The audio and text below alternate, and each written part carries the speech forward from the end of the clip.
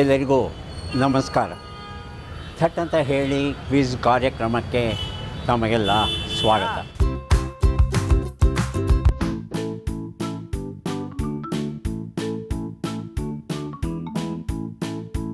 ಆಯ್ಕೆ ಕೊಡಬೇಕಾ?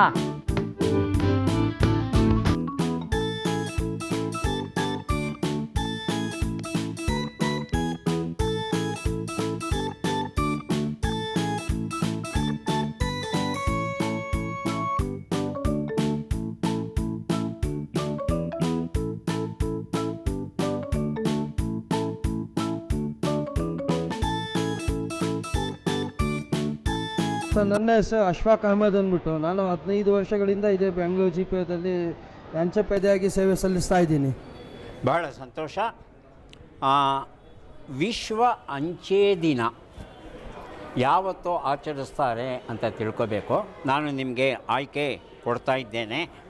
November 9, October 9. October 9, November 9 ಯಾವ ದಿನ? ಅಕ್ಟೋಬರ್ 9. ಅಕ್ಟೋಬರ್ 9 ಅನ್ನೋದು ಸರಿಯಾದ ಉತ್ತರ ಆಗಿತ್ತು. ಪುಸ್ತಕವನ್ನು ತಮಗೆ ಕೊಡ್ತಾ ಇದ್ದೇನೆ.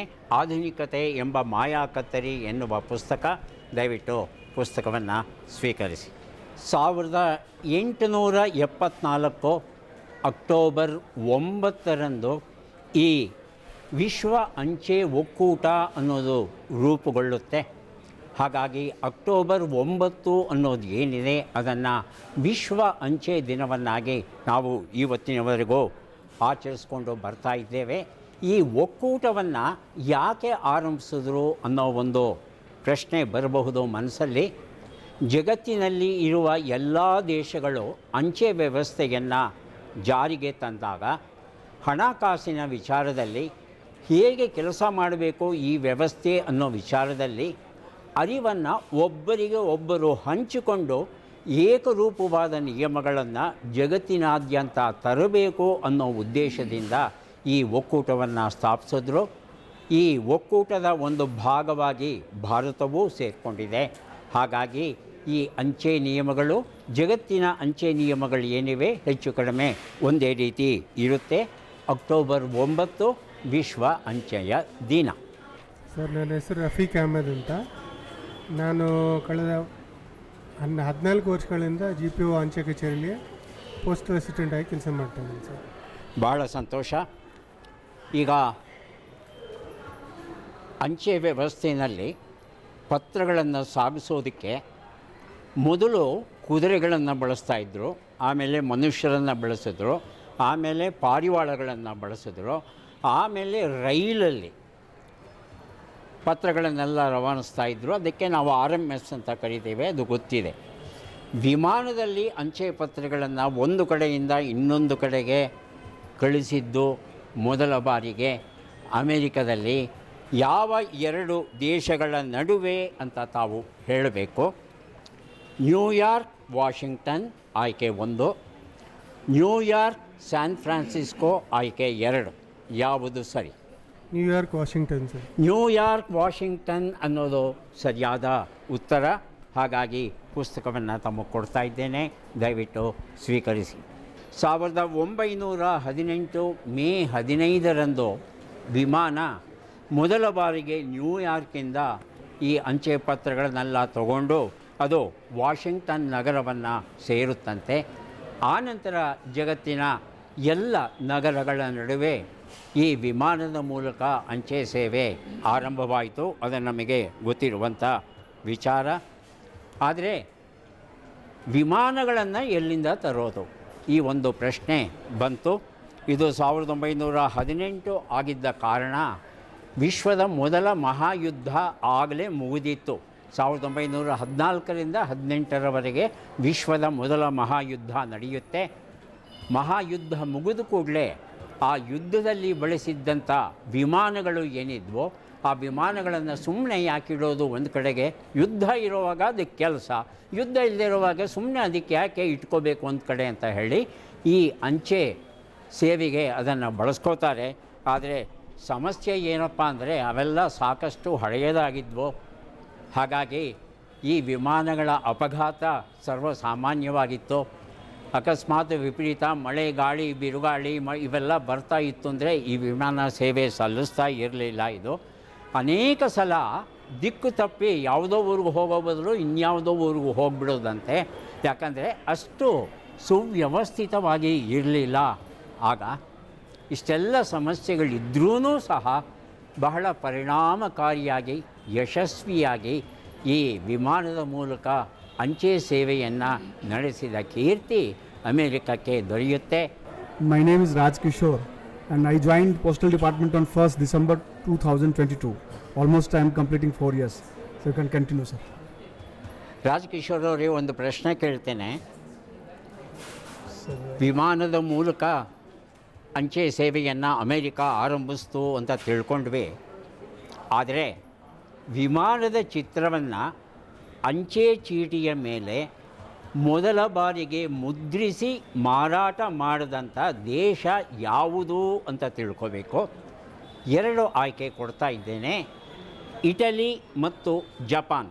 ಯಾವುದು ಸರಿಯಾದ ಉತ್ತರ? Italy or Japan? Japan, sir. Italy ಮತ್ತು ಜಪಾನ್ ಅಂತ 2 ಆಯ್ಕೆ ಕೊಟ್ಟೆ. ತಾವು ಜಪಾನ್ ಅಂತ ಹೇಳಿದ್ರೆ, ಆದರೆ ಜಪಾನ್ ಅನ್ನೋದು ಸರಿಯಾದ ಉತ್ತರ ಆಗಿರಲಿಲ್ಲ.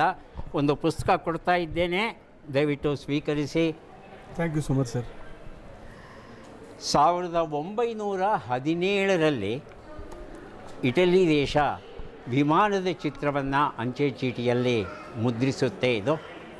ಇದು ಕೇವಲ ವಿಮಾನವನ್ನು ಅಷ್ಟೇ ಸೂಚಿಸಲ್ಲ. ಈ ಅಂಚೆ ಚೀಟಿ ಎಷ್ಟು ಕ್ಷಿಪ್ರವಾಗಿ ನಾವು ಅಂಚೆ ಸೇವೆಯನ್ನು 2 ಸ್ಥಳಗಳ ನಡುವೆ, 2 ರಾಜ್ಯಗಳ ನಡುವೆ ಅಥವಾ 2 ದೇಶಗಳ ನಡುವೆ ನಾವು ಕೊಡಬಲ್ಲವು ಅನ್ನೋದನ್ನು ಸೂಚಿಸೋದಕ್ಕೆ ಈ ಒಂದು ವಿಮಾನವನ್ನು ಮುದ್ರಿಸಿದ್ರು. ಹಾಗಾಗಿ ಈ ಅಂಚೆಯ ಇತಿಹಾಸ ಏನಿದೆ ಅದು ಜಗತ್ತಿನ ತಾಂತ್ರಿಕ ಇತಿಹಾಸದ ಬೆಳವಣಿಗೆ ಏನಿದೆ ಅದರ ಜೊತೆ ಸೇರಿಕೊಂಡು ಒಟ್ಟೊಟ್ಟಿಗೆ ಸಾಗ್ತಾ ಇದೆ ಅನ್ನೋದಕ್ಕೆ ಇದೊಂದು ಉದಾಹರಣೆ. ನನ್ನ ಹೆಸರು ವನಿತಾ ಅಂತ. ನಾನು GPOದಲ್ಲಿ ಸೇರಿ 22 ವರ್ಷ ಸೇವೆ ಸಲ್ಲಿಸಿದ್ದೀನಿ. ಜೂನ್ 8, 1959ರಲ್ಲಿ ಅಮೇರಿಕದಲ್ಲಿ ಒಂದು ಪ್ರಯೋಗ ಮಾಡ್ತಾರೆ. ಪತ್ರಗಳನ್ನು ಒಂದು ವಿಶೇಷವಾದ ವಾಹನದಲ್ಲಿ ಒಂದು ಸ್ಥಳದಿಂದ ಇನ್ನೊಂದು ಸ್ಥಳಕ್ಕೆ 100 ಕಿಲೋಮೀಟರಷ್ಟು ದೂರಕ್ಕೆ ಕಳಿಸ್ತಾ ಇರುತ್ತೆ. ಆ ವಾಹನ ಯಾವುದು ಅಂತ ತಿಳ್ಕೋಬೇಕು. ಅದು ರಾಕೆಟ್ಟ ಅಥವಾ ಕ್ಷಿಪಣಿ, ಮಿಸೈಲ್ ಅಂತ ಹೇಳ್ತೀವಲ್ವ. ಪತ್ರಗಳನ್ನು ರಾಕೆಟ್ ಮೂಲಕ ಕಳಿಸಿದ್ರ, ಮಿಸೈಲ್ ಮೂಲಕ ಕಳಿಸಿದ್ರ? ರಾಕೆಟ್ ಅನ್ನೋದು ಅಷ್ಟು ಸರಿಯಾದ ಉತ್ತರ ಆಗಲಿಲ್ಲ. ಅದು ಮಿಸೈಲ್ ಮೂಲಕ ಕಳಿಸ್ತಾರೆ. ಅದನ್ನು ಒಂದು ಪುಸ್ತಕವನ್ನು ಕೊಡ್ತಾ ಇದ್ದೇನೆ, ದಯವಿಟ್ಟು ಸ್ವೀಕರಿಸಿ. ನನ್ನ ಹೆಸರು NB ಸುಧಾ. ಕಳೆದ 35 ವರ್ಷಗಳಿಂದ ಅಂಚೆ ಇಲಾಖೆಯಲ್ಲಿ ವಿವಿಧ ಸ್ತರಗಳಲ್ಲಿ ಸೇವೆ ಸಲ್ಲಿಸ್ತಾ ಇದ್ದೀನಿ. ಮೊದಲ ಬಾರಿಗೆ ಅಮೇರಿಕಾದಲ್ಲಿ ಕ್ಷಿಪಣಿಗಳನ್ನು ಬಳಸ್ಕೊಂಡು,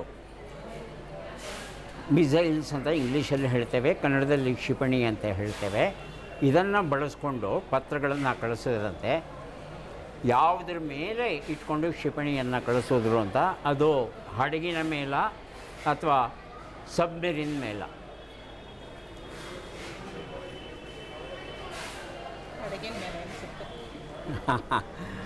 ಹಡಗಿನ ಮೇಲೆ ಅಲ್ಲ, ಸಬ್ಮೆರಿನ್ ಅಂತ ಹೇಳ್ತೇವೆ, ಜಲಾಂತರ್ಗಾಮಿ ನೌಕೆ ಅಂತ ಹೇಳ್ತೇವೆ. ನೀರೊಳಗೆ ಮುಳುಕ್ಕೊಂಡು ಹೋಗುತ್ತಲ್ವ, ಅಂತಹ ನೌಕೆ ಮೇಲೆ ಇಟ್ಟು ಅಲ್ಲಿಂದ ಇವರು ಈ ಮಿಸೈಲನ್ನು ಹಾರಿಸಿದಂತೆ 100 ಕಿಲೋಮೀಟರ್ ದೂರಕ್ಕೆ. ಆದರೆ ಸಿಕ್ಕಾಪಟ್ಟೆ ಖರ್ಚಾಗೋಯ್ತು. ಹಾಗಾಗಿ ಇದೊಂದು ಪ್ರಯೋಗಕ್ಕೆ, ಎಕ್ಸ್ಪೆರಿಮೆಂಟಿಗೆ ಮಾತ್ರ ಸಾಕು, ನೇರವಾಗಿ ಬಳಸೋದು ಬೇಡ ಅಂತ ನಿಲ್ಲಿಸ್ತಾರಂತೆ. ಒಂದು ಪುಸ್ತಕ ಕೊಡ್ತಾ ಇದ್ದೇವೆ, ದಯವಿಟ್ಟು ಸ್ವೀಕರಿಸಿ. ನನ್ನ ಹೆಸರು ಅನಿತಾ. ನಾನು 30 ವರ್ಷಗಳಿಂದ GPOದಲ್ಲಿ ಕೆಲಸ ಮಾಡ್ತಾಯಿದ್ದೀನಿ. ಬಹಳ ಸಂತೋಷ ಅನಿತಾ ಅವರೇ. ಒಂದು ಪ್ರಶ್ನೆ. ಹಿಂಡನ್ಬರ್ಗ್ ಅಂತ ಒಂದು ವಾಯುನೌಕೆ, ಆ ವಾಯುನೌಕೆ ಅಂಚೆ ಇತಿಹಾಸದಲ್ಲಿ ಒಂದು ಸ್ಥಾನವನ್ನು ಪಡೆದಿದೆ. ಯಾಕೆ ಪಡೆದಿದೆ ಅಂತ ನಾವು ತಿಳ್ಕೋಬೇಕಾಗಿದೆ. ಅದು ಸಮುದ್ರದ ಒಳಗಡೆ ಅಂಚೆ ಕಚೇರಿಯಾಗಿತ್ತು, ಆಕಾಶದಲ್ಲಿರುವ ಅಂಚೆ ಕಚೇರಿಯಾಗಿತ್ತು. ಯಾವುದು ಸರಿ ಎರಡರಲ್ಲಿ? ಸಮುದ್ರದೊಳಗ, ಆಕಾಶದಲ್ಲ? ಎಲ್ಲಿ ಅಂಚೆ ಕಚೇರಿ ಆಗಿತ್ತದು? ಸಮುದ್ರದ ಒಳಗೆ ಸರ್. ಸಮುದ್ರದ ಒಳಗೆ ಅಲ್ಲ, ಅದು ಗಾಳಿಯಲ್ಲಿ ಅಂಚೆ ಕಚೇರಿ ಆಗಿತ್ತು. ದಿವ್ಯಾಂಗರೊಡನೆ ಒಡನಾಟ ಈ ಒಂದು ಪುಸ್ತಕ ಕೊಡ್ತಾ ಇದ್ದೇನೆ, ದಯವಿಟ್ಟು ಸ್ವೀಕರಿಸಿ. ಹಿಂಡೆನ್ಬರ್ಗ್ ಅನ್ನೋದು ಈ ಹೈಡ್ರೋಜಿನ್ ಅನಿಲವನ್ನು ಬಳಸಿಕೊಂಡು ಕೆಲಸ ಮಾಡ್ತಾ ಇದ್ದಂಥ ಒಂದು ಆಕಾಶ ನೌಕೆ ಆಗಿತ್ತು. ಈ ಆಕಾಶ ನೌಕೆಯಲ್ಲಿ ಒಂದು ಅಂಚೆ ಕಚೇರಿ, ಅಂದರೆ ಸಾಮಾನ್ಯವಾಗಿ ಅಂಚೆ ಕಚೇರಿಯಲ್ಲಿ ಏನೆಲ್ಲ ಕೆಲಸಗಳು ನಡೆಯುತ್ತೋ ಆ ಎಲ್ಲ ಕೆಲಸವೂ ಸಹ ಈ ಗಾಳಿಯಲ್ಲೇ ನಡೀತಾ ಇತ್ತಂತೆ. ಇದು ಮೊದಲ ಬಾರಿಗೆ ಜಗತ್ತಲ್ಲಿ ಈ ರೀತಿಯಾದ ಪ್ರಯೋಗ ಬಹಳ ಯಶಸ್ವಿಯಾಗಿ ನಡೀತು. ಇದು ಯುರೋಪ್ ಮತ್ತು ಉತ್ತರ ಅಮೆರಿಕದ ನಡುವೆ ಇದು ಸಂಚಾರವನ್ನು ಮಾಡ್ತಾ ಇತ್ತಂತೆ. ನನ್ನ ಹೆಸರು ಸುನಂದಾ ಪಿ ಕುರಿ. ನಾನು MTS ಆಗಿ GPOದಲ್ಲಿ 5 ವರ್ಷಗಳಿಂದ ಕೆಲಸ ಮಾಡುತ್ತಿದ್ದೇನೆ. ಮೊದಲ ಅಂಚೆ ಚೀಟಿ ಸ್ಟ್ಯಾಂಪ್ 1840ರಲ್ಲಿ ಬಿಡುಗಡೆಯಾಗುತ್ತೆ ಬ್ರಿಟನ್ನಲ್ಲಿ. ಆ ಬಿಡುಗಡೆಯಾದಾಗ ಒಂದು ಮೋಸ ಹುಟ್ಕೊಳ್ಳುತ್ತಂತೆ. ಆ ಮೋಸ ಯಾವುದು ಅಂತ ತಿಳ್ಕೋಬೇಕು. ಏನೋ ಆ ಮೋಸ ಅನ್ನೋದಕ್ಕೆ 2 ಆಯ್ಕೆ ಕೊಡ್ತಾ ಇದ್ದೇನೆ. ಮುದ್ರೆಯನ್ನು ಅಳಿಸಿ ಮರುಬಳಸ್ತಾ ಇದ್ದರು, ಅಂಚೆ ಪೆಟ್ಟಿಗೆಯನ್ನು ಬಾಡಿಗೆಗೆ ಕೊಡಬೇಕಾಗಿತ್ತು. ಯಾವುದು? ಸ್ಟಾಂಪಿನ ಮೇಲೆ ಇದ್ದ ಮುದ್ರೆಯನ್ನು ಅಳಿಸ್ತಾ ಇದ್ರು. ಸರಿಯಾದ ಉತ್ತರ ಚಿತ್ತಾರ. ಈ ಒಂದು ಪುಸ್ತಕವನ್ನು ದಯವಿಟ್ಟು ಸ್ವೀಕರಿಸಿ. ನೋಡಿ, ಮನುಷ್ಯ ಒಂದು ಹೊಸದಾಗಿ ಏನಾದರೂ ಕಂಡು ಹಿಡಿದರೆ ಅದನ್ನು ದುರುಪಯೋಗ ಪಡಿಸ್ಕೊಳ್ಳೋದು ಹೇಗೆ ಅನ್ನೋದನ್ನು ಸಹ ಕಂಡು ಹಿಡಿತಾನಂತೆ. ಹಾಗಾಗಿ ಸ್ಟ್ಯಾಂಪನ್ನು ರೂಪಿಸಿ ಈ ಸ್ಟ್ಯಾಂಪನ್ನು ಬಳಸಿದ್ದಾರೆ ಅನ್ನೋದಕ್ಕೆ ಒಂದು ಮುದ್ರೆ ಒತ್ತುತ್ತಾ ಇದ್ರಲ್ಲ, ಆ ಮುದ್ರೆಗೆ ಬಳಸಿದ್ದ ಶಾಯಿ ಇತ್ತಲ್ಲ, ಕಪ್ಪು ಬಣ್ಣಕ್ಕಿತ್ತು. ಇವರು ಕೆಲವು ರಾಸಾಯನಿಕ ವಸ್ತುಗಳನ್ನು ಬಳಸ್ಕೊಂಡು ಬಹಳ ನವಿರಾಗಿ ಆ ಮುದ್ರೆಯನ್ನು ಅಳಿಸಿಬಿಟ್ಟು ಮತ್ತೆ ಅದೇ ಸ್ಟಾಂಪನ್ನು ಬಳಸೋಕ್ಕೆ ಶುರು ಮಾಡ್ತಾ ಇದ್ರಂತೆ. ಇದನ್ನು ಸ್ಟಾಂಪ್ ವಾಷಿಂಗ್ ಅಂತ ಕರೆಯೋಕ್ಕೆ ಶುರು ಮಾಡಿದ್ರಂತೆ. ಹಾಗಾಗಿ ಮೋಸವನ್ನು ತಡೆಗಟ್ಟೋದಕ್ಕೆ ವಿಶೇಷವಾದ ಒಂದು ಶಾಯಿಯನ್ನು, ಇಂಕನ್ನು ಬಳಸಲಿಕ್ಕೆ ಶುರು ಮಾಡಿದ್ರಂತೆ. ಹಾಗಾಗಿ ಒಂದು ಸಲ ಸ್ಟಾಂಪ್ಗೆ ಮುದ್ರೆ ಒತ್ತಿದ ಮೇಲೆ ಅದು ಶಾಶ್ವತ ಮುದ್ರೆಯಾಗುತ್ತೆ. ನನ್ನ ಹೆಸರು ಕವಿತಾ ಚವ್ಹಾಣ್. ನಾನು ಕಳೆದ 5 ವರ್ಷಗಳಿಂದ ಅಂಚೆ ಕಚೇರಿಯಲ್ಲಿ ಕಾರ್ಯನಿರ್ವಹಿಸುತ್ತಿದ್ದೇನೆ. ಸವಿತಾ ಅವರೇ, ಒಂದು ಪ್ರಶ್ನೆ. ಬ್ರಿಟಿಷರು ಅಂಚೆ ಕಚೇರಿಯನ್ನು ಆರಂಭಿಸಿದಾಗ, ಈ ಅಂಚೆ ವ್ಯವಸ್ಥೆಯನ್ನು ಆರಂಭಿಸಿದಾಗ ಅದನ್ನು ಸರ್ಕಾರಿ ಕೆಲಸಗಳಿಗೆ ಮಾತ್ರ ಬಳಸ್ತಾ ಇದ್ದರು. ಆರಂಭದಲ್ಲಿ ಸೈನ್ಯಕ್ಕೆ ಬಳಸ್ತಾ ಇದ್ದರು. ಸಾರ್ವಜನಿಕರಿಗಾಗಿ ಈ ಅಂಚೆ ಸೌಲಭ್ಯವನ್ನು ಮೊದಲ ಬಾರಿಗೆ ಅನುಕೂಲ ಮಾಡಿಕೊಟ್ಟಂಥ ಬ್ರಿಟಿಷ್ ಅಧಿಕಾರಿ ಯಾರು ಅಂತ ತಿಳ್ಕೋಬೇಕಾಗಿದೆ. 2 ಆಯ್ಕೆ ಕೊಡ್ತಾ ಇದ್ದೇನೆ. ಮೊದಲನೇದು ರಾಬರ್ಟ್ ಕ್ಲೈವ್, ಎರಡನೇದು ವಾರನ್ ಹೇಸ್ಟಿಂಗ್. ಯಾವುದು ಸರಿ? Warren Hastings. ವಾರನ್ ಹೇಸ್ಟಿಂಗ್ ಅನ್ನೋದು ಸರಿಯಾದ ಉತ್ತರ. ನನ್ನ ಬಕುಳದ ಹೂವು ಸುರಂ ಯಕ್ಕುಂಡಿ ಬರೆದಂಥ ಪುಸ್ತಕ ತಮಗೆ ಕೊಡ್ತಾ ಇದ್ದೇನೆ. ಅಂಚೆ ವ್ಯವಸ್ಥೆ ಸಾರ್ವಜನಿಕರಿಗೂ ದೊರಕಬೇಕು ಅನ್ನೋ ಉದ್ದೇಶದಿಂದ ವಾರನ್ ಹೇಸ್ಟಿಂಗ್ ಮಾರ್ಚ್ 31, 1774ರಲ್ಲಿ ಭಾರತ ದೇಶದ ಮೊತ್ತ ಮೊದಲ ಅಂಚೆ ಕಚೇರಿಯನ್ನು ಕಲ್ಕತ್ತೆ ನಗರದಲ್ಲಿ ಆರಂಭಿಸ್ತಾನೆ ಆತ. ಅದರ ಯಶಸ್ಸನ್ನು ಕಂಡು ಆತ ಬೇರೆ ಬೇರೆ, ಅಂದರೆ ಮುಂಬೈ, ಮದ್ರಾಸ್, ಇತರ ರಾಜ್ಯಗಳಲ್ಲಿ ಆ ನಂತರದ ದಿನಗಳಲ್ಲಿ ಆತ ಆರಂಭಿಸ್ತಾನೆ. 100 ಮೈಲಿ ದೂರಕ್ಕೆ ಅಂಚೆ ಕಳಿಸ್ಬೇಕು ಅಂದರೆ ಅದಕ್ಕೆ 2 ಆಣೆ ಬೆಲೆಯ ಸ್ಟ್ಯಾಂಪನ್ನು ಹಚ್ಚಬೇಕಾಗಿತ್ತಂತೆ. 2 ಆಣೆ ಬೆಲೆ. ನನ್ನ ಹೆಸರು ಗೌರಿದೇವಿ ಅಂತ. ಕಳೆದ 30 ವರ್ಷಗಳಿಂದ ಅಂಚೆ ಇಲಾಖೆಯಲ್ಲಿ ಕೆಲಸ ನಿರ್ವಹಿಸ್ತಾ ಇದ್ದೇನೆ. ಬಹಳ ಸಂತೋಷ. ತುಂಬ ಜನ ತಿಳ್ಕೊಂಡಿರ್ತಾರೆ ಅಂಚೆ ಕಚೇರಿ, ಅಂಚೆ ವ್ಯವಸ್ಥೆ ಅಂದರೆ ಬರೀ ಪತ್ರಗಳನ್ನು ವಿತರಣೆ ಮಾಡೋದು, ಹೆಚ್ಚಂದರೆ ಮನೆಯಾರ್ಡರನ್ನು ಕೊಡೋದು ಅಂತ.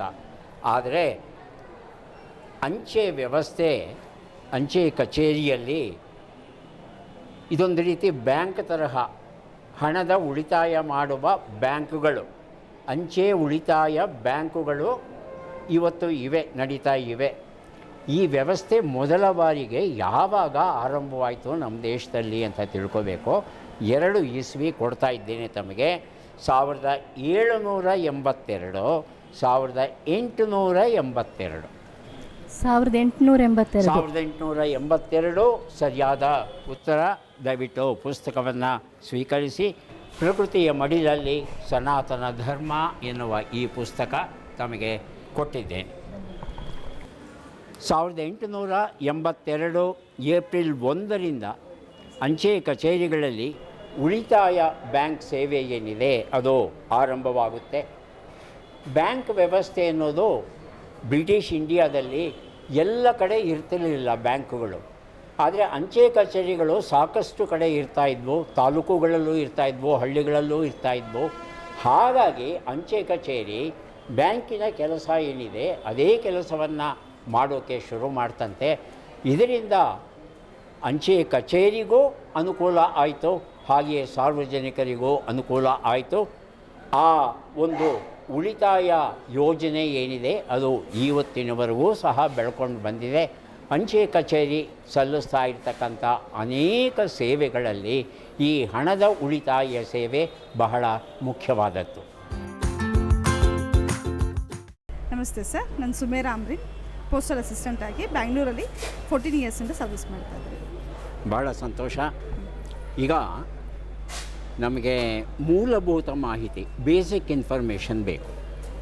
ಯಾವ್ಯಾವ ವಸ್ತುಗಳನ್ನು ನಾವು ಪಾರ್ಸಲ್ ಮಾಡಬಹುದು, ಯಾವ ವಸ್ತುಗಳನ್ನು ಮಾಡಬಾರ್ದು, ಅದ್ರ ಬಗ್ಗೆ ಮಾಹಿತಿ ಬೇಕು. ಸರ್, ಯಾವ ವಸ್ತುಗಳಂತ ದಿನ ಉಪಯೋಗಿ ವಸ್ತುಗಳು. ಹಾಂ. ಮತ್ತು ಎಕ್ಸಾಂಪಲ್ ಬಟ್ಟೆಗಳು, ಶೂಸ್, ಫಾರಿನಲ್ಲಿ ಇರ್ತಾರೆ ಅಂಥವ್ರಿಗೆಲ್ಲ ಫುಡ್ ಐಟಮ್ಸ್ಗಳನ್ನೆಲ್ಲ ನಾವು ಇದರಲ್ಲಿ ಕಳಿಸ್ಕೊಡ್ತೀವಿ. ಮೇಡಮ್, ಚಕ್ಲಿ, ನಿಪ್ಪಟ್ಟು, ಕೋಡುಬಳೆನೋ ಒಂದು ಪಾರ್ಸಲ್ ಮಾಡಿ ನಾನು ಕಳಿಸ್ಬಹುದಾ? ಖಂಡಿತವಾಗಿ ಕಳಿಸ್ಬೋದು. ಮಧ್ಯದಲ್ಲಿ ಯಾರೂ ತಿನ್ನಲ್ಲ ಅನ್ನೋದಕ್ಕೆ ಏನು ಗ್ಯಾರಂಟಿ? ಅಷ್ಟು ನೀಟಾಗಿ ಸೇಫಾಗಿ ಪ್ಯಾಕ್ ಮಾಡಿರ್ತೀವಿ ಸರ್. ಓಹೋ, ನೀವೇ ಮಾಡ್ತೀವಿ? ಈಗ ನಾನು ಮನೇಲೇ ಪ್ಯಾಕಿಂಗ್ ಮಾಡ್ಕೊಂಬರೋಕ್ಕಾಗಲ್ವಾ? ಮಾಡಬಹುದು ಸರ್. ಹಾಂ, ಮಾಡ್ಬೋದು, ಕಳಿಸ್ಬೋದು. ಅದನ್ನು ಹಾಗೆ ನೀವು ತಗೋತೀರಿ? ಹಾಂ, ಇಂಟರ್ನ್ಯಾಷನಲ್ ಅಂತ ಹೇಳಿದರೆ ನಾವು ಒಂದ್ಸಲ ಕಂಟೆಂಟ್ಸ್ನ ನೋಡಿ ಆಮೇಲೆ ನಾವು ಪ್ಯಾಕ್ ಮಾಡ್ಕೊಡ್ತೀವಿ. ಹೇಗೆ ನೋಡ್ತೀರಿ ಕಂಟೆಂಟ್ಸು? ಕಂಟೆಂಟ್ಸ್ ಓಪನ್ ಮಾಡ್ತೀವಿ, ಬಾಕ್ಸಸ್ನ ಓಪನ್ ಮಾಡಿ ಏನಿದೆ ಒಳಗಡೆ, ಅಂದರೆ ಅಥವಾ ಡೇಂಜರಸ್ ಗೂಡ್ಸ್ ಏನಾದ್ರು ಇಟ್ಟಿದ್ದಾರಾ ಒಳಗಡೆ ಅಂತ ಎಲ್ಲ ಚೆಕ್ ಮಾಡ್ತೀವಿ. ನನ್ನ ಹೆಸರು ಶ್ರದ್ಧಾರಾಣಿ ದೇಸಾಯಿ ಅಂತ. ನಾನು GPOಲಿ ಪೋಸ್ಟಲ್ ಅಸಿಸ್ಟೆಂಟಾಗಿ ಕೆಲಸ ಮಾಡ್ತಾಯಿದ್ದೀನಿ. ನಾನು ಮೈಸೂರಿಂದ 2020ಗೆ ಇಲ್ಲಿ GPO ಟ್ರಾನ್ಸ್ಫರ್ ಆಗಿದ್ದೀನಿ. ಈಗ MPCM ಕೌಂಟರಲ್ಲಿ ನಾನು ವರ್ಕ್ ಮಾಡ್ತಾಯಿದ್ದೀನಿ. ಈಗಷ್ಟೇ ಮೇಡಮ್ಮು ಡೇಂಜರಸ್ ಗೂಡ್ಸ್ ಅಂತ ಹೇಳಿದ್ರು. ಹಾಗಂದರೆ ಏನು? ಯಾವ ಯಾವ ವಸ್ತುಗಳು ಅದರ ವ್ಯಾಪ್ತಿಯಲ್ಲಿ ಬರುತ್ತೆ? ಹೌದು ಸರ್, ಡೇಂಜರಸ್ ಅಂದರೆ ಲೈಕ್ ಲೈವ್ ಆ್ಯನಿಮಲ್ಸ್, ಪ್ರಾಣಿಗಳು, ಲೈವ್ ಪ್ರಾಣಿಗಳನ್ನು ಅದು ಕಳಿಸೋ ಹಾಗಿಲ್ಲ. ಆಲ್ಕೋಹಾಲ್, ಹಾಂ, ಆಮೇಲೆ ಶಾರ್ಪ್ ಐಟಮ್ಸ್ ಏನೇನು ಇರ್ತವೆ, ಶಾರ್ಪ್ ಲೈಕ್ ಕತ್ರಿ, ಚಾಕು, ಬಾಂಬ್, ಆ ಥರದ್ದೆಲ್ಲ ಪ್ರೊಹಿಬಿಟೆಡ್ ಇದೆ ಸರ್, ಸ್ಟ್ರಿಕ್ಟ್ಲಿ ಪ್ರೊಹಿಬಿಟೆಡ್ ಇದೆ. ಬಾಂಬ್ ಕಳಿಸ್ಬಹುದಾ? ಇಲ್ಲ ಸರ್. ಅಕಸ್ಮಾತ್ ನಾನು ಬಾಂಬ್ ಎಲೆಕ್ಟ್ರಾನಿಕ್ ವಸ್ತು ಸೀಲ್ ಮಾಡಿ ತಂದು ಇದನ್ನು ಪಾರ್ಸಲ್ ಕಳಿಸಿ ಅಂದರೆ ಏನು ಮಾಡ್ತೀವಿ? ಕಂಪಲ್ಸರಿ ಅದು ಓಪನ್ ಮಾಡಿ ನೋಡಬೇಕು, ಕಂಟೆಂಟ್ ಏನಿದೆ ಡೀಪ್ ಆಗಿ ಚೆಕ್ ಮಾಡ್ಕೊಂಡು ಕಳಿಸ್ತೀವಿ ಸರ್. ಅಂದರೆ ನಮಗೆ ಸ್ಯಾಟಿಸ್ಫ್ಯಾಕ್ಷನ್ ಇದೆ, ಅದರಲ್ಲಿ ಏನು ಇಲ್ಲ ಅಂತ ಸ್ಯಾಟಿಸ್ಫ್ಯಾಕ್ಷನ್ ಆದರೆ ಮಾತ್ರ ನಾವು ಮುಂದೆ ಮೂವ್ ಮಾಡಿಸ್ತೀವಿ. ಪ್ರತಿಯೊಂದು ಪಾರ್ಸಲನ್ನು ತಾವು ತೆಗೆದು ಒಳಗೆ ಏನಿದೆ ಕಸ್ಟಮರ್ ಮುಂದೆ ನಿಲ್ಲಿಸ್ಬಿಟ್ಟು ಕಸ್ಟಮರ್ ಮುಂದೆನೇ ನಿಂತ್ಕೊಂಡು ಎಲ್ಲಾನು ಚೆಕ್ ಮಾಡಿ ಏನಿದೆ ಏನಿಲ್ಲ ಎಲ್ಲ ನೋಡಿಕೊಂಡು ನಾವು ಸ್ಯಾಟಿಸ್ಫ್ಯಾಕ್ಷನ್ ಆದಾಗ ನಾವು ಅದನ್ನು ಮುಂದೆ ಮೂವ್ ಮಾಡಿ. ಈಗ ನಾನೊಂದು ಪುಸ್ತಕ ಕಳಿಸ್ಬೇಕಪ್ಪ, ಅದಕ್ಕೂ ನಿಮ್ಮ ಮುಂದೆ ಪಾರ್ಸಲ್ ತೆಗೆದು ತೋರಿಸ್ಬೇಕು? ಹೌದು ಸರ್, ಹೌದು, ತೋರಿಸ್ಬೇಕು. ಹಾಗಿದ್ದ ಮೇಲೆ ಒಂದು ಪಾರ್ಸಲನ್ನು ಕಳಿಸ್ಬೇಕಾದ್ರೆ ಏನನ್ನು ಮಾಡಬೇಕು, ಏನನ್ನು ಮಾಡಬಾರ್ದು ಅನ್ನೋದ್ರ ಬಗ್ಗೆ ನಮ್ಮ ವೀಕ್ಷಕರಿಗೆ ದಯವಿಟ್ಟು ತಿಳಿಸ್ಕೊಡಿ. ಒಂದು ಪಾರ್ಸಲ್ಸ್ ಕಳಿಸುವಾಗ ನಮ್ಮ ವಸ್ತುಗಳಿಂದ ಬೇರೆಯವ್ರಿಗೂ ಏನು ಹಾನಿ ಆಗಬಾರ್ದು. ಲೈಕ್ ಕೆಲವರೆಲ್ಲ ಹೇಳ್ತಾರೆ ಪಾರ್ಸಲಲ್ಲಿ ತಂದು ಲಿಕ್ವಿಡ್ ಐಟಮ್ಸ್, ಕೆಲವೊಂದು ಫ್ಲೇಮಬಲ್ ಐಟಮ್ಸ್ ಎಲ್ಲ ಇಟ್ಟಿರ್ತಾರೆ. ಈಗ ಲಿಕ್ವಿಡ್ ಐಟಮ್ಸ್ ಜೊತೆ ನೀವು ಒಂದು ಡಾಕ್ಯುಮೆಂಟ್ ಲೈಕ್ ಈ ಥರ ಬುಕ್ಸು ಅಥವಾ ಡಾಕ್ಯುಮೆಂಟ್ಸ್ ಏನಾದರೂ ಇಟ್ಟರೆ ಅದು ಲೀಕ್ ಸೇಫಾಗಿ ಪ್ಯಾಕ್ ಆಗದೆ ಹೋದರೆ ಬೇರೆಯವ್ರದ ವಸ್ತುಗಳು ಮೀನ್ಸ್ ಇಂಥ ಹಾಳಾಗೋ ಚಾನ್ಸಸ್ ಇರುತ್ತೆ. ಅದನ್ನೆಲ್ಲ ಆ ಥರ ಆಗಬಾರ್ದು ಅಂತ ಸೇಫಾಗಿ ಪ್ಯಾಕ್ ಮಾಡ್ತಾರೆ. ದ್ರವ ಪದಾರ್ಥಗಳನ್ನು ಕಳಿಸಬಾರ್ದು. ಫ್ಲೇಮೇಬಲ್ ಐಟಮ್ಸ್, ಬೆಂಕಿ ಬರುವಂಥ ಹೊತ್ತಿ ಉರಿಯಬಲ್ಲ ವಸ್ತುಗಳು ಆ ಥರ ಎಲ್ಲ ಕಳಿಸ್ಬೋದಿಲ್ಲ, ಅಂದರೆ ನೋಡಬೇಕು. ಹಾಗಿದ್ಮೇಲೆ ನಾನು ಈ ಪಾರ್ಸಲ್ ಕಳಿಸ್ಬೇಕಪ್ಪ ಈ ಬುಕ್ನ, ಏನು ಮುನ್ನೆಚ್ಚರಿಕೆ ತೊಗೋಬೇಕು ನಾನು?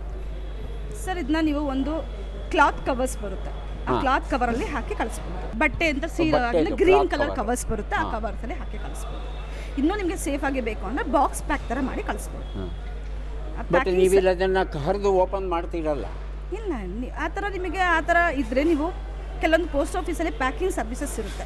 ನೀವು ಜಸ್ಟ್ ಬುಕ್ಗಳನ್ನ ತಗೊಂಡೋಗಿ, ನಿಮ್ಮ ವಸ್ತುಗಳನ್ನ ತಗೊಂಡೋಗಿ ಆ ಪೋಸ್ಟ್ ಆಫೀಸಲ್ಲಿ ಪ್ಯಾಕಿಂಗ್ ಸೌಲಭ್ಯವನ್ನು ಕೊಡ್ತಾರೆ. ಪ್ಯಾಕಿಂಗ್ ಬಗ್ಗೆ ಒಳ್ಳೆ ಮಾಹಿತಿಯನ್ನು ಕೊಟ್ಟಿದ್ದೀರಿ. ತಮಗೆ ಪುಸ್ತಕಗಳನ್ನು ಕೊಡ್ತಾ ಇದ್ದೇವೆ, ದಯವಿಟ್ಟು ಸ್ವೀಕರಿಸಿ.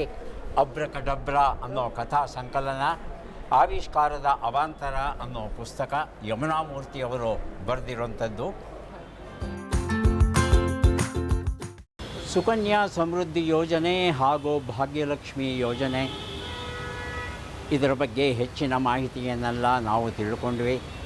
ಅದ್ಭುತವಾದ ಯೋಜನೆ ಮುಗಿಯುವಾಗ 21 ವರ್ಷ ಆಗಿರೋ ಹೆಣ್ಣು ಮಗಳಿಗೆ ಹೆಚ್ಚು ಕಡಿಮೆ 69ರಿಂದ 70 ಲಕ್ಷ ರೂಪಾಯಿ ದೊರೆಯುವಂಥ ಯೋಜನೆ. ಇದರ ಲಾಭವನ್ನು ತಾವು ತಮ್ಮ ಹೆಣ್ಣು ಮಕ್ಕಳಿಗೆ ಕೊಡ್ತೀರಿ ಅಂತ ಭಾವಿಸ್ತಾ ಇದ್ದೇವೆ. ಮತ್ತೆ ಭೇಟಿಯಾಗೋಣ. ನಮಸ್ಕಾರ.